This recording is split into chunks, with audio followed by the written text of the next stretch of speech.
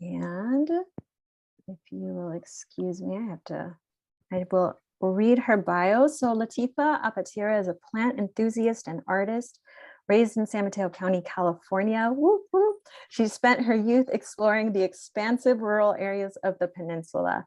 Her fascination with the natural world directly results from the wonders produced by observing the peninsula's oak woodlands, coastal scrublands, and redwood forests. As a second generation Nigerian American, visibly Muslim woman, Apatira is proud to bring an element of diversity to the botanical art landscape. She is a member of the International Nature Printing Society, the California Society of Printmakers, and the American Society of Botanical Artists. Her work has been exhibited throughout Northern California, including solo exhibitions hosted by the San Francisco Botanical Gardens, Helen Crocker Russell Library of Horticulture, the Caldwell Gallery, and the Redwood Shores Library Gallery. Also at the San Mateo County art showing there too. That's where I saw her work. Her artwork and writings have been published by the Park Stewardship Forum and the Permanente Journal. She recently participated in an artist in residency program at the Oak Spring Garden Foundation, and her prints are held in private collections throughout the US. And since 2019, she has served the community through plant and garden print commissions.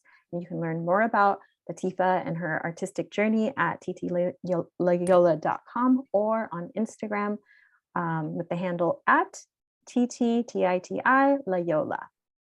And with that, I will turn it over to you, Latifat. Thank you. Thank you, everybody. Hope you're all doing well this evening. Yes, my name is Latifat. I really want to thank Esme, my Instagram buddy, and the Sacramento chapter of the California Native Plant Society for this invitation to speak today. I am quite honored to be here and to talk about a subject that's near and dear to my heart. That is plants, creativity, history, and wellness, which all comes together really nicely with the process of botanical nature printing. That's what we're here for today. So yeah, that's me. You heard a little bit about who I am already. Yeah, I'm more or less a California native from San Mateo County. Oh my God, best county. I'm a plant enthusiast, I'm a nature printer, and I'm also a physician. So my parents were immigrants to this country and had the good sense or privilege really to ensure that, you know, they took us out to the forests, to the woodlands, to the beaches, to the mountains, all throughout the peninsula. So I spent a large amount of my childhood exploring there. So I would describe myself as an outdoorsy person. In my youth, if you would have asked me what I wanted to do when I grew up, one of the things I definitely would have said was a park ranger. So I've already mentioned the words nature printing a few times, so you might be wondering, what is that? Well, nature printing is a broad term used to describe various printmaking techniques in which a natural object is used to create its own image. So like a fingerprint, a nature print in its simplest form is a stamped portrait that results when you take a natural object, and in my case, that is a leaf, a flower, or a whole plant. And that natural object is coated with a thin layer of ink and then hand pressed onto paper to make an impression. So the plant illustrates itself, right? It's awesome because a nature printer does not need to be particularly skilled in drawing to make realistic botanical art. The resulting prints combine what I think are elemental beauty, simple elegance, and realism. Each individual plant, each leaf, not to mention every flower, has its own texture, its own shape and energy. So the prints really make very interesting, fascinating images. The plants make interesting images. The plants are not only the subject of my artwork, but are my partners. They're my creative partners. And I like to complete my ink prints with watercolor to bring them back to life. So nature printing overall is very easy. It's very easy to produce a print, it's inexpensive, and does not require any specialized tools to achieve pretty remarkable results. So it makes it a very, very accessible form of creativity that truly anyone from childhood to adult can explore and dive into, regardless of their baseline creative ability. So I'm giving this presentation to a plant society, and I'm a botanical printer. So going forth, I'm only going to talk about plants, but you should know that nature printing extends beyond the plant world. People print all sorts of things: feathers, fish, animals, shells, insects, spider webs, the human body. A fingerprint is a nature print, or a newborn's footprint is also a nature print. So I have two really good friends who print non-botanical subjects. The first is Dwight Huang. He creates fish print using a Japanese printmaking technique called gyotaku. Okay, so Dwight is a full-time visual artist and creates beautiful high-end pieces for clients around the world, mostly using sea creatures. And then here we have the artwork of my friend Rachel Ramirez, who has a running roadkill series. So she prints roadkill that she comes across in her home country of Portugal, where she lives. So here, for example, we have a rabbit or a hare, a fox, a bird, even a chameleon. It's a little gruesome. I don't know how she does it, but I think these pieces of art are fitting tributes to these little creatures who have lost their lives to our vehicles, unfortunately. So botanical nature printing isn't a new invention, right? It's actually an ancient technique, really steeped in a lot of history. Humans have been making impressions with plants for thousands of years, and the purpose of which have evolved over time. So here I have a few examples, a few early examples of nature prints. The two prints that you see on the right are of club moss and fern, and were used to decorate bark cloth by the peoples of Polynesia. These pieces are hundreds of years old and were obtained or stolen from the Society Islands in the 1800s. But it's believed that the people of Polynesia have been using plants to decorate cloth for at least 3,500 years. And the piece on the left is from Anatolia, which is present-day Turkey, and dates to 1228 AD, so it's 800 years ago. And since we're talking about Turkey just for a second, I live a block away from the San Andreas Fault. I know where the fault runs, so if you are inclined, please find a trusted organization and donate generously to the relief efforts in Turkey and Syria. Going back to nature printing. So the bulk of the information that we have about the past use of nature printing really starts in the late Renaissance period of Europe, okay? So from the 15th to the 18th century, nature printing was used as a functional tool to assist explorers, naturalists, botanists, and physicians to document medicinal, useful, and/or exotic plants. The process provided a means to document and preserve in exceptional detail accurate life-size images of plants in a way that was quick, easy, and inexpensive. Certainly a lot less expensive than hiring a botanical illustrator. So the print on the right is one of the earliest surviving European nature prints that we know of. And it was part of a collection made by a German physician during his travels through Italy in 1425. Many of the herbals created at this time period depicted nature prints as well. Historically, an herbal was a manuscript on plants. It typically included descriptions of the plants, along with information about their properties, their powers, and any other legends associated with them.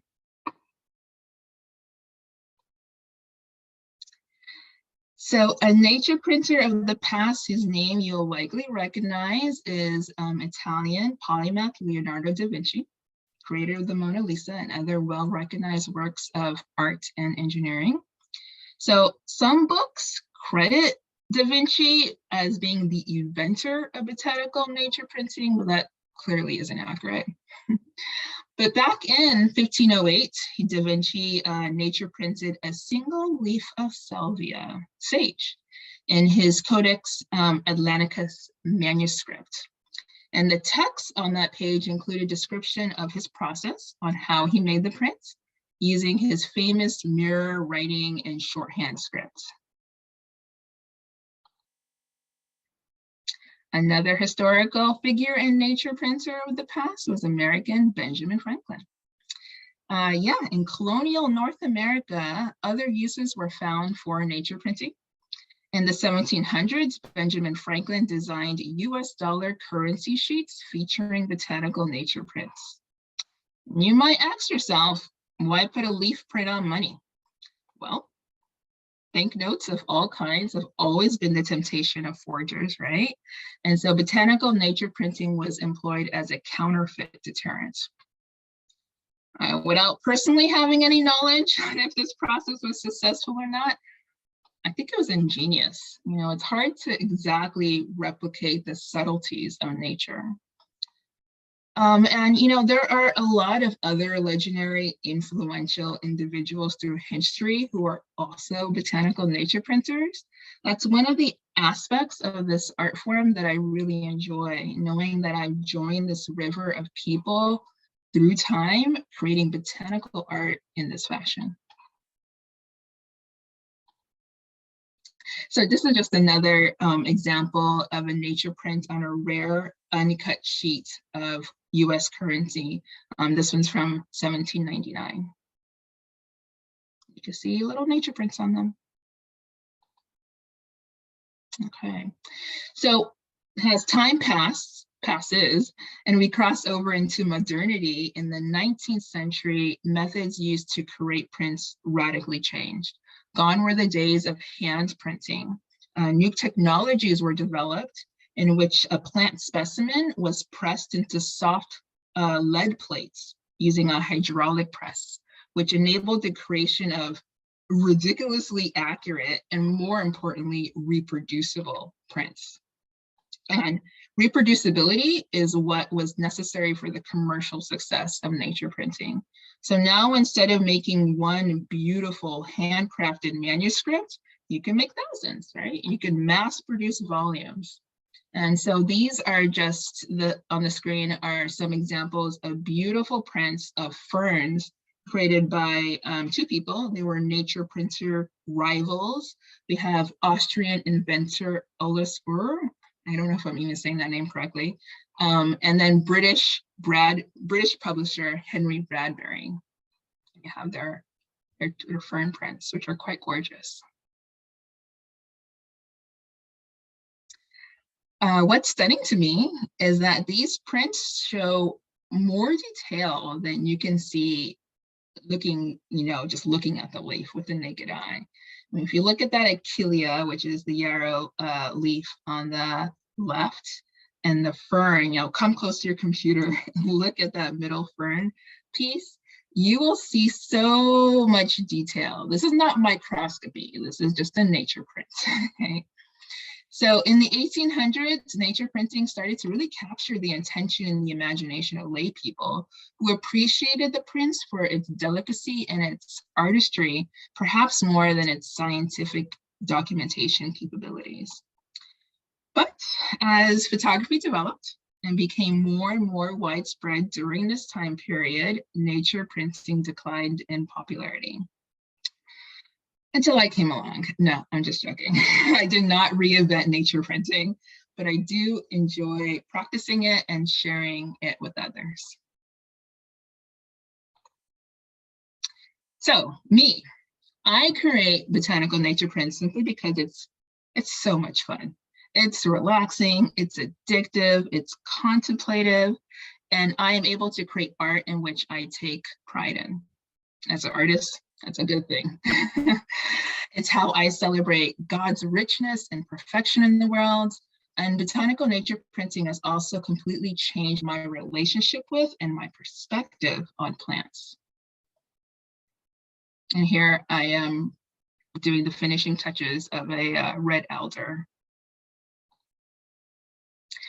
So if you ever heard of the term plant blindness before, that described me prior to engaging in nature printing. And what I mean by this is that, yes, I enjoy the outdoors. I always did. I've always appreciated the beauty of a flower like most normal human beings, but I didn't know or even see individual species. Like all plants kind of look the same, you know, they're beautiful, they're lush, but it was a homogeneously green background. So that's what I mean by plant blindness. Plant blindness is actually a term that was coined over 20 years ago and describes a cognitive bias in which many of us, especially folks like me living in urban areas, are unable to see, notice, pay attention to the plants that surround us. And there are a few biopsychosociological theories behind the existence of this bias, but put it simply, what I think is that sometimes when something is common, it's abundant, and it's potentially free, like plants, it can be easy to devalue them. And the ordinariness of plants can make us stop being amazed by them. And unfortunately, this is not very generous to the plant or its creator. So this unconscious underappreciation of plants is far more problematic than just dealing with aesthetics, right? Plant blindness leads us to having a really hard time understanding the essential roles plant plays in all of our lives and in all of planetary affairs, right? Plants are the primary source or the primary inspiration for food, for medicine, for shelter, for fuel, for fiber, for the very composition of our atmosphere, et cetera, forever. But what we don't know or what we can't even name, acknowledge, or appreciate, we most certainly will not and don't invest in, maintain, or preserve. So for this reason, for those reasons, fostering the plant-people relationship is so important. And I believe craft and creativity is one way that we can do so. You know, as a species, we've always used art to record and share moments of beauty and wonder, to visualize dreams, ideas, to shock and awe. And botanical art has always been a tool used to influence plant consciousness for the beginning, hundreds of years, if not more. So I'm not inventing anything new here, but unlike botanical illustration, which either takes innate skill, innate artistic skill, or years of study to produce satisfactory work, anyone can create a nature print, right? So again, it's a great accessible way to connect people to plants in a way that's playful, creative, and educational. And you know, with my artwork, I like to stir up some curiosity, to turn my own attention, as well as those of others, to the ordinary plant, and to really wonder about it, and to look at its exquisite character and understand its story, and to discover that perhaps this plant isn't very ordinary at all. So I love talking about nature printing and encouraging folks to try it themselves as well. All right, so here are a few prints of California native plants. We have a poppy or California poppy, miner's lettuce, Douglas iris, beautiful plants. Like I mentioned, you know, it was only after I started nature printing that I really started to care and wanting to know about these plants, their names, their ethnobotanical and natural histories, their unique combination and contributions to the ecosystem. Really a whole new world opened up to me and will continue to open up to me forever because I'll never know it all. The process has been really amazing for my emotional, intellectual, spiritual well-being. And I think nature printing, or really more generally, any craft with nature can be all that and more for others as well.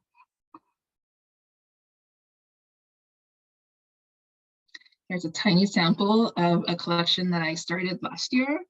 It has a lot more California native plants, and I hope to eventually put it all together to create a poster. And these are nature prints of, California lilac, polypody fern. We have paintbrush, twinberry honeysuckle, and lupin. All right. So if you're interested in knowing more about nature printing in general, I do recommend some resources. The internet has a ton, but if you're looking for something a little bit more focused, there are 2 books. The first is called The Art of Printing from Nature,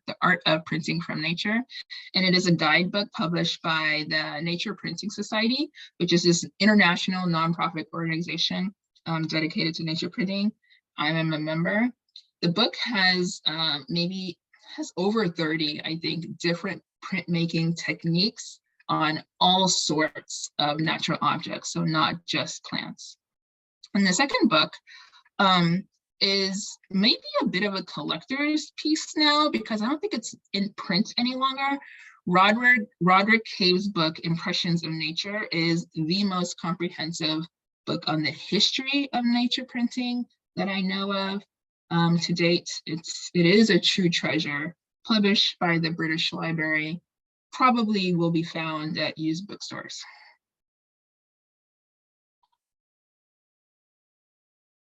All right, so lastly, this is my last slide, or second to last slide. It was a really large piece and fun piece that I made last year in collaboration with the Primrose Way Pollinator Garden, a lovely native plant plot down in Palo Alto. And I wanted to put in my contact information because I know Titilayola is a bit of a mouthful.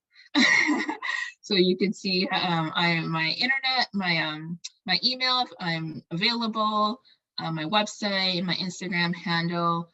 I do teach workshops. I have quite a few lined up this year, both online and in person. And if you give me a day, I will update my website. I sell my artwork, and I'm always open to discussing collaborations for future projects. I'm always on the lookout for the next adventure.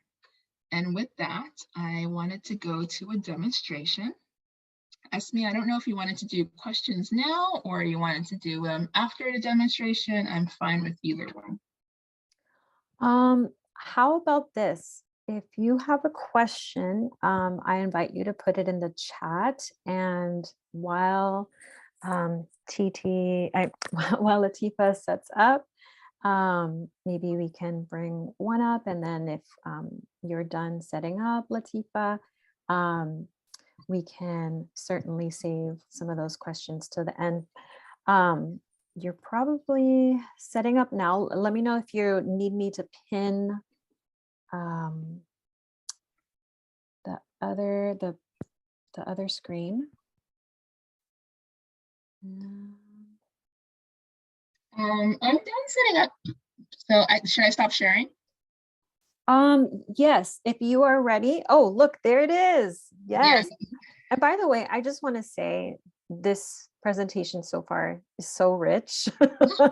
And I just want to give you an early thank you. I'm going to give you a final thank you, but yeah, I'm learning so much. Thank you.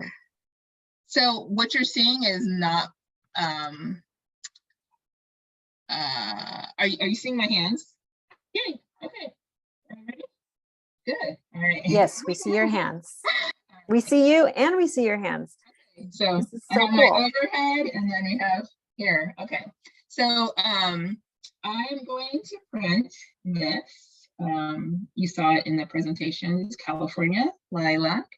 It is a common landscaping plant that grows along the entire coast of California. It's a gorgeous evergreen with these, glossy, dark green, almost blue-green leaves, and produces a huge amount of flowers in this puffy cluster that range in color from light to light blue, dark blue, and even a little bit of purple. And it's blooming now. This came from my backyard, and it's starting to really pop. And I love this plant. So let me show you how I would print it. So when I do my workshops, I talk a lot about composition and, having an idea of the story you want to tell with your prints. I'm not going to go into all of that right now, but I'll just show you the overall process. So I had a couple of samples that I picked, some with larger leaves, some with smaller leaves, but I think I'm going to work with this guy. And always shake out the bugs. You don't want bugs in your prints if you don't need them. So basically, I apply ink, like I mentioned in the presentation. So I like to print the underside of my leaves, and you can definitely do the top sides. It just results in a different kind of image. The undersides are where typically the venation is the strongest, and so you'll get that impression onto your print. But you know what, just to show you guys, I'll do both sides so you can see the difference. So I also decide, depending on the scope of the project, how much of it I want to print at one time. You can't do a huge print at once, a huge plant at once. It'll just be too much to handle. So I tend to break my prints down into pieces, and that works a little bit better. So for example, I'm going to take off a couple of leaves just so that I don't have to handle all of them at the same time. All right, so I use ink. So this is a little bit of ink on this little board that I rolled out and I mixed with linseed oil. In particular, I'm using black oil-based block printing ink. I use oil-based ink so that when I watercolor over it, it doesn't run. And I use a super fancy device to apply my ink. I'm so sorry. I'm just going to interrupt you. I think I was sharing my screen for a second. Oh. So I apologize. I must have hit something. Okay. So I think we're okay now. We're good? Okay. Sorry about that. Did we miss much? It was Yeah, just like the seconds. last 30 seconds. Yeah, 20 seconds. Oh, okay. Oh, yeah. So I was just showing that I use black oil-based ink and I mix it with a little bit of linseed oil and roll it out to make a flat palette. And then I use this device to apply my ink to the plant. And this is basically a medicine bottle with a cotton round, a makeup cotton round that you can get at the dollar store, Target, anywhere, taped out to it. So this is my applicator. It's called a dauber. And I use this to pick up some ink. And I decide what side of the plant I want to print, and I already said it was the back side. So use this to apply the ink onto the plant. So you can see how incredibly simple this process is.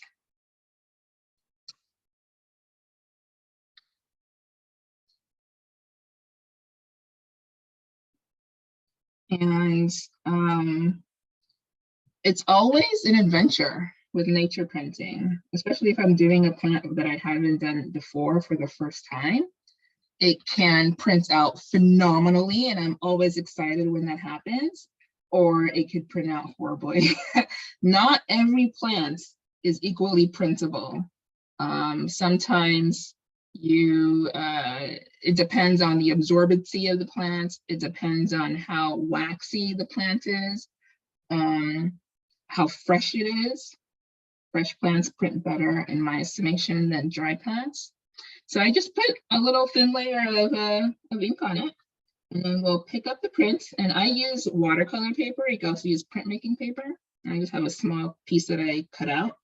You can use your fingers or you could use tweezers. The ink you will get inky, but it'll come off with soap and water. At least the ink that I use. I'm gonna flip it over and decide where you put it on your paper, and then you place it down. And when it's down, it's down. You don't pick it up again because it could result in a blurred image or a smudged image. So you have to be deliberate when you do this. So I have a couple questions for you, Yeah. Latifah, while you're working. Uh-huh. I have, what kind of ink? Is it India ink or another type of ink? So right now I'm using Speedball block printing ink, and it's an oil-based ink. I also sometimes use this brand. It's Cranfield Calico Safe Wash Relief ink. These are both printing inks. And what kind of paper are you printing on? I am using watercolor paper, and it's 140 pounds, 300 grams watercolor paper. And hot press, cold press, doesn't really matter. But if you have a really rough paper, it'll make the printing a little less sharp, I think. So maybe a little smoother paper would be better. Or something that feels maybe a little softer? Mm-hmm. Okay. I have a little inchworm that escaped from my flower. I'm gonna take it off my plate and hopefully get it to back outside.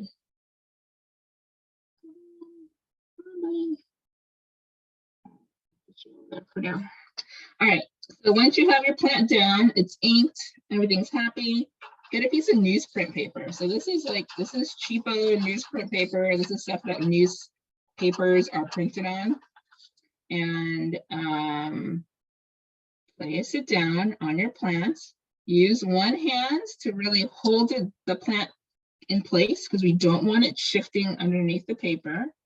And then use your other hand to guide around the leaves, the stem, the other leaf. You kind of have an idea of what you put down. So you're just using your fingers to guide along the edges of everything up into the flower.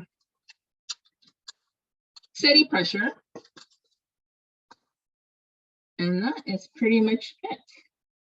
And you lift off your paper. You lift off your plant. You can use your fingers or tweezers. And then you have this print underneath. And as you can see, you know, our flower, our leaves, came out pretty nicely. So I'm gonna add another leaf. This is how I do it sometimes. I don't necessarily print everything at one time, and kind of breaking up the project a little bit can be really helpful and make it a little bit more manageable.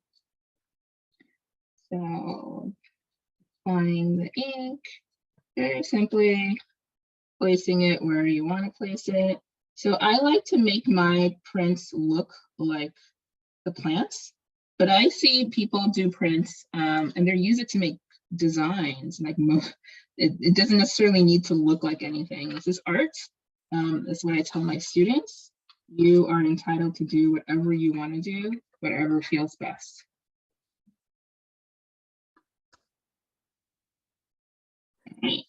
Can everybody see the demo window right now? Looks good, I think. Great. Okay, great. Thank you. Camera's okay? Yes, I found a way to make it bigger and make it for everybody. Okay, yeah, I could bring it down too. All right, let's lift up that print. We have that leaf. And I'm going to do one more leaf, and then we're going to go to the hand coloring section. Actually, I'm going to do the back part of this leaf so that you can see what the back of the leaf might look like.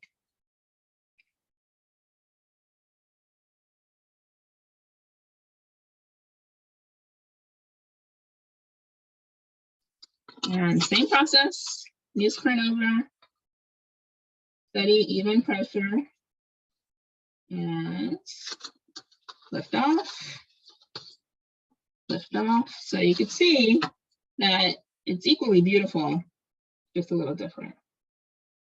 So that is the essential of making a nature print. Very, very simple. So I like to leave my ink prints to dry for at least 15-20 minutes before watercoloring. So what I did is that I printed ahead of time so I could be like those OG cooking shows and put this one in the oven and take out another one that I already made earlier for you guys. You thought of everything. I love it. So I nature printed this this morning. And I'll take away my printmaking material and bring my watercolors in place. So I just have this quick palette. It's a plate basically, and I just put a little bit of color that I knew I wanted to use today. So I spray it down so it gets wet again. And any watercolor, any brush works fine. And again, like I tell my students, you do not need to paint according to what you see in nature. If you wanted to make your leaves orange and your flowers purple, or not purple, red, please do so. That is your right as an artist.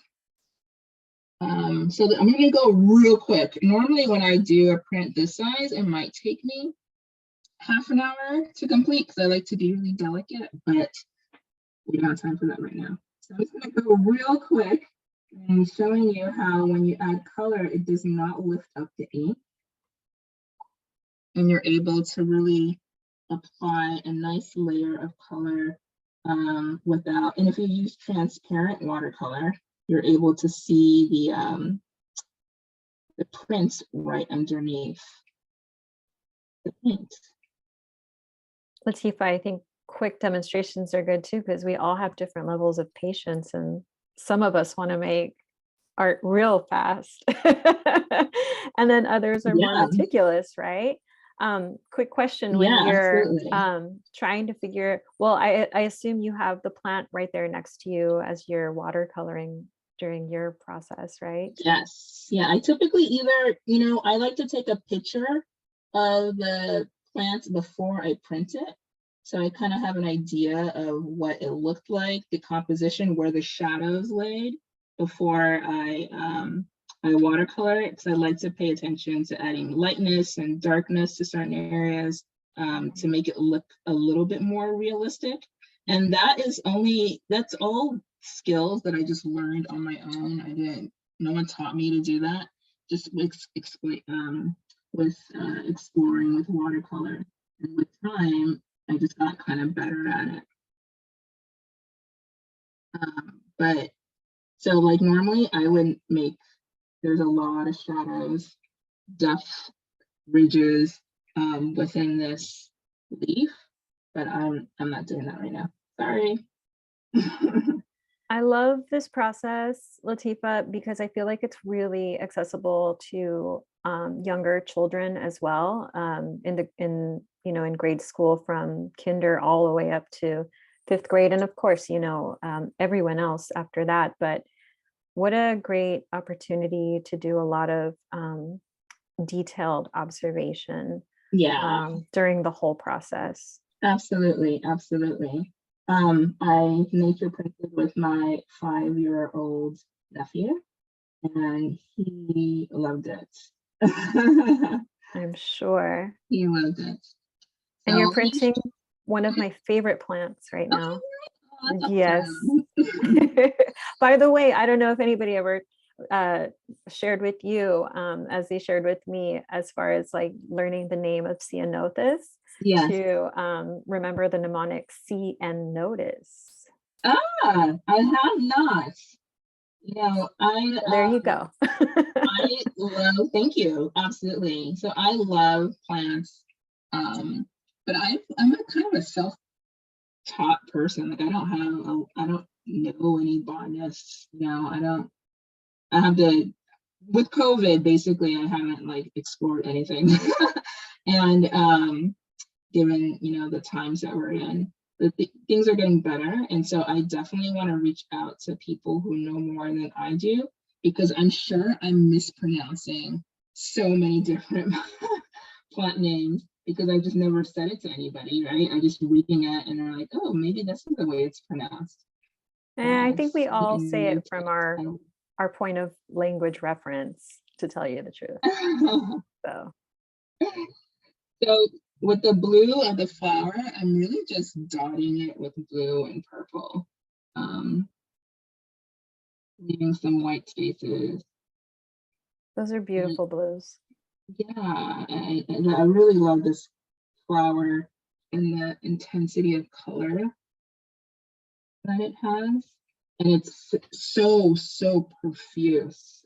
Oh my goodness, so profuse. And the bees love it. The bees absolutely adore it. And for anybody who does not know, you can take the flower because it has saponins and take some water, put the little bloom in your hand and froth it up and it gets soapy on you. Yeah, also, so I was reading recently that it's also a soap plant, not like the wavy leaf soap plant, but it does have the saponins that you can use as soap. Yeah. That is super cool. And it smells so good. So I can start answering questions as I complete this. Yeah. Well, I'm Sure. glad we got the screen up and I think we're enjoying your painting process. And Okay. I'll just share, I'm really thankful, Latifat, for you sharing with us tonight on just this rich history behind nature printing, you know, and its place with people and all the ways that you can also use it as a scientific tool. I thought it was so cool for, you know, it's not microscopy and yet it kind of is because you really all of a sudden pay attention to all those fine details that I would have not thought come out during the printing process. Mhm. Let's see, I have a question here. Oh, and there's some comments, lovely demonstration. It's a very interesting technique. Thank you for sharing. These are beautiful and mesmerizing. Can you place, and this was lovely, thank you so much. Can you place in the chat the name of the paint? And I can do that for you while you're painting. And did you mix it with linseed oil? Yes, I did mix it with linseed oil, just a drop to decrease the drying time, just a drop. And Interesting. I had never heard that to be used with watercolor. That's the first, that's an information for me. a drop of linseed oil with the ink. Okay. Okay. What do you use to thin your inks before you print? Linseed oil. The linseed oil. Okay. Yes. And then do you have a favorite plant that you like to nature Oh print? my God. Ooh. Oh my goodness. Well, the one I always use for demonstration is the one I'm using now because it does print so well. And a favorite plant. Oof. I can't answer that question. I'm sorry. I was going to say the only stipulation is it better be a California. Yeah. Oh, dude. There's so many plants. It's so lovely. I can't answer that question. I think, you know, like you mentioned plant blindness and how, you know, this has been an antidote for you. And it just goes to show once you get started, you ain't coming back. Nope. No. This is where you're gonna spend all your money, watercolor and paintbrushes and but it's you know, it's a great thing to do. Like I was teaching a workshop recently, and it was a rainy day and we were just all inside, or we were just like all really in our own zones, just really enjoying the process, enjoying the plants, enjoying each other's company. Absolutely. And you know, learning and being amazed and impressed with this bounty. That's just a great year. Absolutely. Yeah, this is going to be a great year. If you planted any of those wildflower seeds in your yards or out in our you know, maybe some of our little urban neglected areas. What a great way to celebrate them and your work, planting and helping biodiversity have a fighting chance. So Latifah, there's another fan here from Instagram. Thank you, Latifah. Your work has captivated me since finding you on Instagram, and so happy you did this presentation. It's brilliant. There's another one together. Yes. So yeah, that's it. Cool. Wow. Amazed. Grateful. Oh, thank you. Thank you for having me. It was so much fun. Thank you, Latifah. Yes, and with that, thank you everybody for tuning in.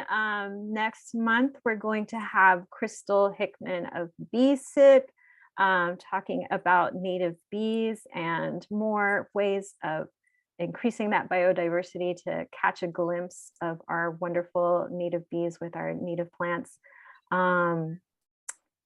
Yeah, thank you everybody for attending, and thank you, Latifah. Thank you, Bob, for helping out, Leslie, and catch you next month, everybody. Gracias. All right. Thank you. Take care. Bye.